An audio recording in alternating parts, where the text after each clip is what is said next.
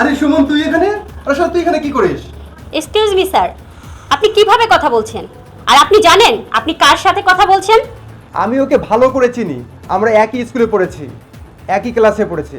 আর ওর বাবা চায়ের দোকান তো আমাদের স্কুলের পাশেই ছিল। প্রথমত আপনি ভদ্রভাবে কথা বলুন। আপনি জানেন আপনি যার সাথে কথা বলছেন এই কোম্পানির এমডি।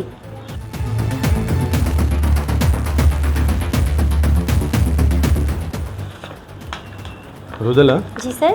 আমাদের এই টেন্ডারটার কি অবস্থা? স্যার ফাইল রেডি আছে। ফাইলটা রেডি থাকলে খুব দ্রুত প্রিন্ট করে আমার কাছে নিয়ে আসবে। হ্যাঁ, Okay, sir. সাইন করে দেবো, এটা জমা দিতে হবে, সময় কিন্তু খুব বেশি নেই। Okay. May I coming sir? আরে সুমন, তুই এখানে?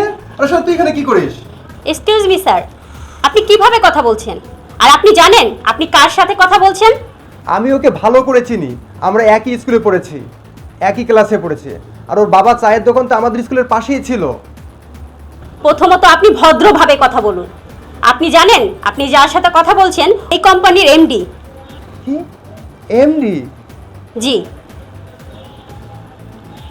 কি ব্যাপার তুমি? হ্যাঁ, তোমার জন্য লাঞ্চ নিয়ে আসবো। Thank you. ভাবলাম আজকে আমি নিয়ে আসি। আচ্ছা আচ্ছা আচ্ছা, থ্যাংক ইউ। সুমন, উনি তোমার কলেজের ফ্রেন্ড না? হ্যাঁ, ও মিঠুন শুধু ফ্রেন্ডই না, আমার ছোট ভাইয়ের মতো। Meet my wife Preeti. Nice to meet. হ্যাঁ, nice to meet you. Rodela, জি, চলো ম্যাডাম। তোমার কেবিনে। জি।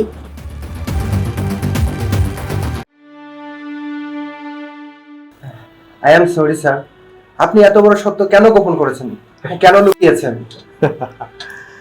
মিঠুন, আসলে তুই আমাকে কিছু বলবার সুযোগ দিস। শোন, তুই তো আমাকে অন্যরকম পোশাক আর এই মোবাইলে কথা বলতে দিয়েছিস, হ্যাঁ। তাই না? আসলে মানুষের টাকা পয়সা, আভিজাত্য, অনেক কিছু হলে বন্ধু বান্ধব এ সমস্ত দূরে ঠেলে দেয়। আমি এর চেয়ে একটু আলাদা হতে চেয়েছি। যাই হোক, অনেকদিন পরে এলি, চল আমাদের এই দোকানে চা খাই। সমস্যা নেই তো চা খাইতে? হ্যাঁ, কোনো সমস্যা নেই। চল, মোবাইলটা সাথে করে নিয়ে নিই, চল। হ্যাঁ।